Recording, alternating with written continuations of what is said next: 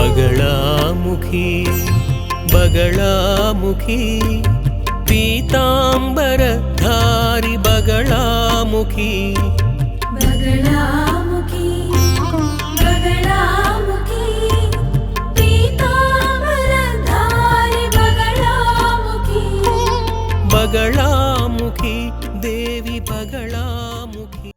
जय जगन्माता देवी बगलामुखी। ओम ह्रीं बगलामुखी वरदे सर्वसौभाग्यप्रदायिनी समस्त भक्तानां सर्वाभीष्टं साधय साधय ह्रीं ओं स्वाहा। बगलामुखी स्वाहा। కుటుంబ వ్యవస్థలో దాంపత్య జీవితం ఎంతటి ముఖ్యమో అదేవిధంగా అదే మాదిరిగా ఎంతో ముఖ్యమైనది ధనభాగ్య యోగం కదా. ఈ కాలంలో భూమిలో ఉన్నటువంటి 95% కాదు 99% సుఖభోగాలన్నీ కూడా మన దగ్గర ఒకవేళ డబ్బుంటే గనక కొనుక్కోవచ్చు కదా. ఈ భూమిలో ఉన్నటువంటి సుఖభోగాలన్నీ కూడా మన దగ్గర డబ్బుంటే లక్షల కొద్దీ సుఖభోగాలను డబ్బిచ్చే కొనుక్కోవచ్చు. దానికి డబ్బు కావాలి, ధనం కావాలి. ముఖ్యంగా కుటుంబ వ్యవస్థలో డబ్బుకి చాలా ప్రాధాన్యత ఉంది, ఒక స్థానం ఉంది. ప్రతి ఒక్కరి జీవితంలోనూ ధనానికి స్థానం ఉంది. కానీ చాలా ముఖ్యంగా చెప్పాలంటే కుటుంబ వ్యవస్థలో ఉంది. అదేంటంటే కుటుంబం అని అంటే అక్కడ పిల్లలు ఉంటారు. పెద్దవాళ్ళైతే సాధారణంగా వారి కోరికల్ని కట్టుదిట్టం చేసుకోవచ్చు. నా దగ్గర పెద్దగా డబ్బు లేదు, ఇంతే ఉందని చెప్పచ్చు. కానీ పిల్లలు వాళ్ళకవన్నీ తెలియదు కదా, వాళ్ళ కోరికల్ని అణుచుకోలేరు. నాకు అవి కావాలి ఇవి కావాలి అంటారు. మనం వాటిని ఎలాగైనా తీసివ్వాలి. లేదంటే పక్కింట్లో కూడా పిల్లలు ఉంటారు కదా, వాళ్ళ జీవితం ఎలా ఉందో అంతే ఆనందంగా మన పిల్లలు గనక లేరు అంటే మనకు మనసులో బాధ కలుగుతుంది కదా. పిల్లల్ని చదివించాలి, వారికి మంచి బట్టలు కొనివ్వాలి, ఇలాంటి చాలా విషయాలు. వాళ్ళకి మంచి ఇల్లుండాలి, మంచి వాహనం ఉండాలి. వీటన్నిటికీ మూలం ధనం. ధనం ఉండి తీరాలి. నేను ఇదివరకే మీకు చెప్పాను కదా, ఒకరి జాతకంలో 2వ స్థానంలో పాపగ్రహాలు గనక ఉంటే అతనికి కుటుంబ జీవితం చక్కగా ఎన్నటికీ ఉండదు అని ఇదివరకే చెప్పాను కదా. అదేవిధంగా 2వ స్థానంలో ధనం, విద్య, కుటుంబం ఇవన్నీ కూడా 2వ స్థానంలో ఉండాలి. వివరంగా చెప్పాలంటే జాతకానికి లగ్నంలోని తదుపరి స్థానం, దీనినే 2వ స్థానం అంటారు. అక్కడ గనక పాపగ్రహాలు ఉండి ఉంటే మీకు మంచి కుటుంబ జీవనం ఉండదు. ఎవరికైనా సరే, మీకు కానీ మీ పిల్లలకి కానీ జాతకం గనక అలా ఉంటే విద్యలో విఘ్నాలు ఎదురవుతాయి. మంచి స్నేహితులు కూడా కరువవుతారు. మంచి ఆలోచన విధానం ఉండదు. చెడు అలవాట్లకు కూడా లోనవుతారు. దానితో పాటు ధనభాగ్య యోగం ఉండనే ఉండదు. ధనం ఉంటుంది, పూర్వీకులు సంపాదించుండొచ్చు, లేక స్వయంగా ఇతనే సంపాదించిన ధనమైండొచ్చు. అది మాత్రం చేతిలోకి తీసుకున్న నీళ్ళలా జారిపోతుంది. మీరు సముద్రానికి వెళ్లి దోసిట్లో నీళ్లు తీసుకోండి, చేతిలోకి ఎన్ని నీళ్లుంటాయి. కష్టపడి ఇలా దోసిలి పట్టి గట్టిగా నీళ్లు పట్టుకోండి. చాలా జాగ్రత్తగా పట్టుకుని కాసేపు చూసేసరికి చేతిలో నీళ్ళు అస్సలుండవు. అలాంటిదే ఈ ధనావస్థ కూడా. 2వ స్థానంలో పాపగ్రహాలు గనక ఉంటే ఇదే విధంగా చేతిలోని ధనమంతా చేజారిపోతుంది. మనకే తెలియకుండా ఆ ధనాన్ని మనం మర్చిపోతూ ఉంటాం. 2వ స్థానంలో పాపగ్రహాలున్న వ్యక్తి యొక్క ధనభాగ్య యోగం ఇంద్రధనుసు వంటిది. ఆకాశంలో ఉన్నటువంటి ఇంద్రధనుసుని అందరూ ఇష్టపడతారు. పలు రంగులు కలిగి ఉంటుంది. దానిని పొగడని వారంటూ ఎవ్వరూ ఉండరు, నిలబడి చూడని వారు కూడా ఎవ్వరూ ఉండరు. అందరికీ నచ్చుతుంది. కానీ ఎంతసేపటికి అది కనపడకుండా పోతుందో ఎవ్వరూ చెప్పలేరు కదా. అదేవిధంగా 2వ స్థానంలో పాపగ్రహాలు ఉన్న వ్యక్తి యొక్క ధనభాగ్య యోగం, పాపగ్రహాలు మాత్రమే కాదు, 2వ స్థానంలో గురువున్నా కూడా అది అస్థిర ధనభాగ్య యోగం. ఎందుకు అంటే ధనానికి అధిపతి అయిన ఆ గురువు ధనస్థానమైన 2వ స్థానంలో ఉంటే మంచిది కాదు. మీరు మీ జాతకాన్ని తీసుకుని, అవును నాకు గురువు 2వ స్థానంలో ఉన్నాడు, నాకు సమస్య లేదని గురువు గారు చెప్పారు, కానీ నేను అష్టకష్టాల్లో ఉన్నాను అంటారేమో. అందుకని ముందుగా చెప్తున్నాను. చూడండి, ఇలా ఉన్నటువంటి వ్యక్తి ఎప్పుడూ కూడా ఈ షేర్ మార్కెట్లో ఇన్వెస్ట్ అవి చేస్తుంటారు కదా, దీనిని ఊహాత్మకం అని పిలుస్తూ ఉంటారు. జ్యోతిష్ శాస్త్రంలో ఊహాత్మకం అని పిలుస్తూ ఉంటారు. ఇటువంటి ఊహాత్మక వ్యాపారాలు చేయకూడదు. చేశారు అంటే ఏ సమయంలో చేసినా భారీ ధన నష్టం వస్తుంది, ఖచ్చితంగా వచ్చి తీరాలి. అదేవిధంగా భారీ ఎత్తున ధనాన్ని పెట్టుబడిగా హ్యూజ్ అమౌంట్, భారీ అమౌంటుని పెట్టి వ్యాపారం చేయకూడదు. ఒకవేళ చేస్తే పెట్టిన పెట్టుబడి పోయి మళ్ళీ అంతే అప్పు వీళ్ళకి మిగులుతుంది. మీరే ఒకసారి ట్రై చేసి చూడండి. ఒకవేళ మీ ఇంట్లోనే ఉంటుంది, లేదంటే మీకు తెలిసినటువంటి చాలామంది చాలా వ్యాపారాలు మార్చి మార్చి మార్చి చాలా వ్యాపారాలు చేస్తూ ఉంటారు. చెప్తూ ఉంటారు, నేను ఎన్నో వ్యాపారాలు చేస్తున్నాను, ఒక్కటే కలిసి రాలేదు, చివరికి అప్పే మిగిలింది అని. ఎవరెవరినో అడిగి ఓ 10 లక్షల రూపాయలు అప్పు చేసి ఓ బిజినెస్ ప్రారంభిస్తాడు. ఆ 10 పోయి మరో 10 లక్షల రూపాయలు అప్పు మిగులుతుంది. ఉన్న ఇల్లు వాకిలి అన్నీ అమ్మేసుకునే పరిస్థితి ఏర్పడుతుంది. దీనికి కారణం రెండవ స్థానంలో అంటే ధనస్థానంలో పాపగ్రహాలు ఉండటమే. కాని ఎప్పుడూ ఓ స్థానాన్ని పట్టుకునే జాతకం చెప్పటం కుదరదు. అదేంటంటే నాకు ఇదివరకు ఎదురైన అనుభవాలు. తమిళనాడుకొచ్చే 37 సంవత్సరాలు గడిచిపోయింది. ఇదివరకే ఉన్న ఆ జ్యోతిష్య అనుభవాలలో నేను చెప్తున్నాను, రెండవ స్థానంలో ఎవరెవరికి పాపగ్రహాలు ఉంటాయో వారు సొంతంగా బిజినెస్ చెయ్యకపోవటం చాలా మంచిది. అదేవిధంగా 10వ స్థానం నందు పాపగ్రహాలు ఉన్నట్లయితే, ఈ రెండవ స్థానంలోనూ 10వ స్థానంలోనూ పాపగ్రహాలు ఉన్నట్లయితే అతను ఏ వ్యాపారం చేసినా మొత్తం నశించిపోతుంది. ఇప్పుడు మీరు వ్యాపారంలోనే ఉన్నారు అంటే మీకు ఎదురవుతున్నవన్నీ కష్ట నష్టాలే అయితే కనుక ఖచ్చితంగా మీ జాతకాన్ని పరిశీలించండి, ఇలాగే ఉంటుంది. చూడండి, కొంతమందికైతే రెండవ స్థానంలోనూ శుభగ్రహాలుంటాయి, 10వ స్థానంలోనూ శుభగ్రహాలుంటాయి. కానీ అతను జీవితంలో పూర్తిగా కష్ట నష్టాలు, ధన నష్టమే ఎదుర్కొంటూ ఉంటాడు. పలు రకాల వ్యాపారాలు చేసినప్పటికీ అందులో పురోభివృద్ధి ఉండదు, అభివృద్ధి కూడా ఉండదు. దానికి కారణం ఏమిటంటే మీ జాతకంలో 5వ స్థానంలో రాహువు, సూర్యుడు, శని వీళ్లలో ఎవరో ఒకరు ఉంటారు. అదే కారణం. విషయం ఏంటంటే 5వ స్థానం పూర్వపుణ్య స్థానం. పూర్వపుణ్యము అంటే పోయిన జన్మలో మనం చేసినటువంటి పాపం, పుణ్యం, వీటిని ఎత్తి చూపించు స్థానమే జాతకంలో 5వ స్థానం, లగ్నం తర్వాత వచ్చే స్థానం. ఆ 5వ స్థానంలో సూర్యుడు, శని, రాహువు వీటిల్లో ఏదో ఒక గ్రహం గనక ఉంటే, లేక దాని చూపు సోకి ఉన్నా కూడా అతను గత జన్మలో అనేక పాపాలు చేసి ఉన్నాడు. పాపం అని అర్థం. ఇందులో సూర్యునికి 100 పాళ్ల దోషం,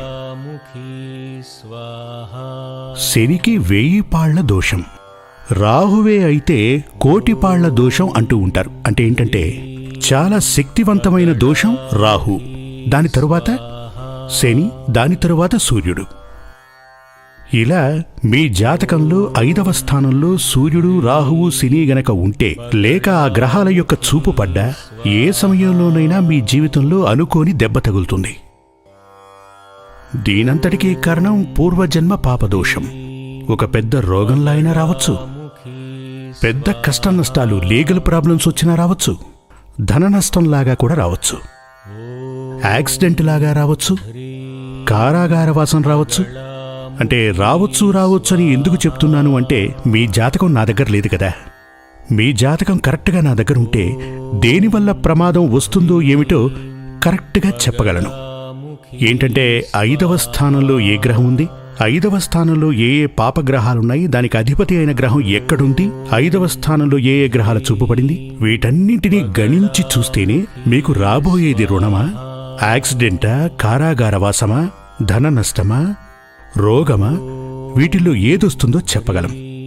అయినా ఖచ్చితంగా ఇవేవీ సరైనవి కాదు కదా. ధన నష్టం, యాక్సిడెంటు, కారాగారము, రోగం, రుణం ఇవన్నీ మనకు మంచి విషయాలు కానే కాదు. అంటే ఇలాంటి దోషాలన్నీ మనకు వచ్చి చేరుతాయి. ఇవి పోయిన జన్మలో చేసిన పాపాల వల్లనే వచ్చి చేరుతాయి. మన జీవితంలో మనం అనుభవించేటటువంటి సుఖము, దుఃఖము వీటన్నింటికీ కారణం భాగ్యం, నిర్భాగ్యం, వీటన్నిటికీ కారణం పోయిన జన్మలో మనం చేసినటువంటి పాపపుణ్యాలే. పోయిన జన్మలో పాపం చేసినవారు, అధిక పాపం చేసినవారు, మనిషిగా పుట్టినవాడు పాపమో పుణ్యమో చేయక తప్పదు. కాని అధికంగా పాపం చేసి నరకానికి వెళ్ళి ఆ నరకం నుంచే గనక మనం మరో జన్మని పొంది ఉంటే ఈ జీవితంలో మనకు అనేక కష్ట నష్టాలు ఎదురవుతాయి. పోయిన జన్మలో మనం పుణ్యాలు చేసి స్వర్గానికి వెళ్ళి స్వర్గం నుంచే మరో జన్మని గనక కాల్ షీట్ తీసుకుని మనం ఇక్కడికి వచ్చి ఉంటే, అదేమిటంటే మరో జన్మను పొంది ఇక్కడికి గనక వచ్చుంటే జీవితం సంతోషకరంగా గడుస్తుంది. అలా ఉన్నప్పటికీ కూడా ఇప్పుడు నరకం నుంచి వచ్చిన వారందరికీ జీవితం నరకప్రాయంగా ఉండదు. మనం చాలా మందిని చూస్తుంటాం కదా, సంచార జీవుల్లా బతికేస్తుంటారు. వాళ్లకు శాశ్వతంగా ఓ స్థలం, ఇల్లు, వస్తువులు, బ్యాంకు బ్యాలెన్స్ లాంటివేవీ ఉండవు. కానీ వాళ్ళు కూడా సంతోషంగానే ఉంటారు కదా. వాళ్ళ జీవితంలోనూ సంతోషం ఉంటుంది, కానీ ఒక లిమిట్ ఉంటుంది. వాళ్ళకి కోరికలు కూడా తక్కువగా ఉంటాయి. ఇక దానికి తగ్గట్టుగా వాళ్ళు సంతోషంగా ఉంటారు. అంటే వాళ్ళకన్నా పై స్థాయి గురించి వాళ్ళు థింక్ చేయరు, ఆలోచించరు. అంటే దాని గురించి పిల్లని బాగా చదివించాలి, హై లెవెల్కి తీసుకురావాలి అనుకోరు. మంచి ఇల్లు కావాలి, ఇటువంటి వాటి గురించి వాళ్ళు ఆలోచించరు. ఆలోచించినా జరగదని వాళ్ళకి తెలుసు. ఇప్పుడు వాళ్ళ జీవితంలోనూ సుఖము ఉంది, సంతోషం కూడా ఉంది కదా. ఇప్పుడు అదే విధంగా మనది అంటే జీవితంలో సుఖము, సంతోషం కొంచెం హై లెవెల్లో థింక్ చేసేవాళ్ళు ఎప్పుడు హై లెవెల్లో ఉంటారు. హై లెవెల్లో ఉన్నటువంటి యోగాలు, భాగ్యాలు రావాలని వాళ్ళు ఆలోచిస్తూ ఉంటారు. అంటే మనం పోయిన జన్మలో చేసినటువంటి పాపాన్ని, పుణ్యాన్ని, వీటన్నిటినీ బేస్ చేసుకుని మనందరి జీవితంలోనూ సుఖము, సంతోషము నెలకొని ఉంటాయి. జాతకం చూస్తే మనకు ముందుగా దొరికింది సుఖమా, ముందుగా మన జీవితంలో లభించింది దుఃఖమా అనేది తెలుస్తుంది. అది మాత్రమే కాదు, ముందుగా సుఖం గనక లభించుంటే ఖచ్చితంగా ఆ పాప ఫలాన్ని మళ్లీ అనుభవించక తప్పదు.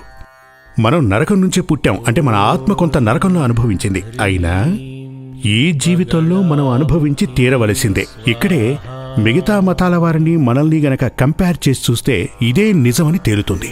ఎందుకంటే మిగతా మతాల వారు చెప్తుంటారు, మనిషి మరణించాక ఆత్మ స్వర్గానికైనా వెళుతుంది, లేక నరకానికైనా వెళుతుందని చెప్తూ ఉంటారు. అదే గనక నిజమైతే కరుణామయునిగా వెలసిన ఆ దైవం ఎందుకని ఒకణ్ణి మాత్రం పరమ దరిద్రునిగా సృష్టించాలి? ఎందుకు ఒకణ్ణి ధనవంతునిగా సృష్టించాలి? ఎందుకని ఒకణ్ణి అంగవైకల్యంతో కుష్ఠిరోగిగా సృష్టించాలి కదా. ఇప్పుడు ఒక తల్లి, ఒక అమ్మ తను ప్రసవించిన ప్రతి పిల్లవాడు చాలా సంతోషంగా ఉండాలనుకుంటుంది, ఆరోగ్యంగా ఉండాలనుకుంటుంది, అందంగా ఉండాలనుకుంటుంది, సంతోషంగా ఉండాలనుకుంటుంది, భాగ్యవంతుడిగా కూడా ఉండాలనే కదా ఆవిడ ఆలోచిస్తుంది. లేదంటే 10 మంది పిల్లలకు జన్మనిచ్చి అందులో ఒకడు మూర్ఖుడిగా ఉండాలి, మరొకడు దుష్టుడిగా ఉండాలి, మరొకడు కుష్ఠిరోగిగా ఉండాలి అలా అని ఆలోచించదు కదా. ఇక్కడే మనకు తల్లి ప్రేమ బయటపడుతుంది. ఈశ్వరుడు మనల్ని ఎందుకిలా సృష్టించాడు? అప్పుడు దానికి కారణం ఏంటంటే సృష్టించబడినటువంటి ఈ ఆత్మలన్నీ కూడా, కొత్తగా మానవ జన్మ ఎత్తినటువంటి ఈ ఆత్మలన్నీ కూడా పూర్వజన్మలో చేసినటువంటి పాపపుణ్యాల్ని బేస్ చేసుకుని దాని కూలిని తీసుకుని పుడుతూ ఉంటారు. పుణ్యం చేసిన వాడికి మంచి జీవితం దొరుకుతుంది, పాపం చేసిన వాడికి దౌర్భాగ్య జీవితం దొరుకుతుంది. ఇప్పుడు మన జీవితంలో ఇదివరకే మనం చాలా చేసేశాం పాపాలు పుణ్యాలు చేయని వాళ్ళు మనుషులు కానేరరు. దాన్ని బేస్ చేసుకుని మనకు ఈ జీవితం లభించింది. జాతకం గనక చూస్తే తరువాత ఏం జరగబోతోంది, పాప ఫలం రాబోతోందా, పుణ్యఫలం రాబోతోందా అనేది జాతకంలో తెలుస్తుంది. పాప ఫలమే అయ్యుంటే కష్ట నష్టాలు కనబడతాయి. అవి ఏ విధమైనటువంటి కష్టాలు, ఏ విధమైనటువంటి నష్టాలు నేను ఇదివరకే చెప్పాను కదా. ధన నష్టమా, కారాగారమా, యాక్సిడెంటా, వేరే రకమైన ప్రమాదమా, లేక రుణమా, ఇవన్నీ జాతకరీత్యా చూసి వాటికి సరిపడే పరిహారములు గనక చేయించుకోగలిగితే ఈ దోషాలు మనల్ని బాధించవు.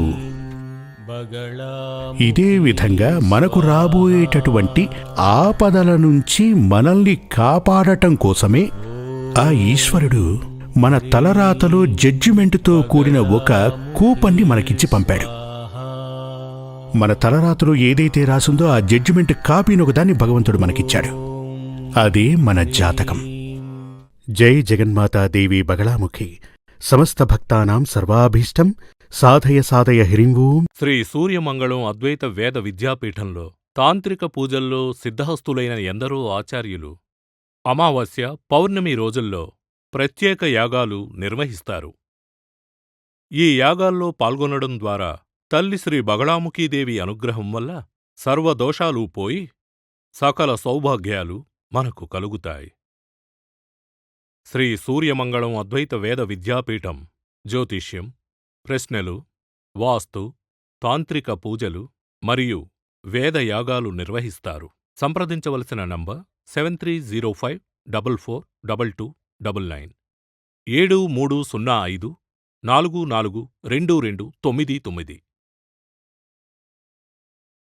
చెన్నై, కోయంబత్తూర్, బెంగళూరు, హైదరాబాద్, విజయవాడ, ఢిల్లీ, ముంబై, తిరునల్వేలి, టెక్సాస్.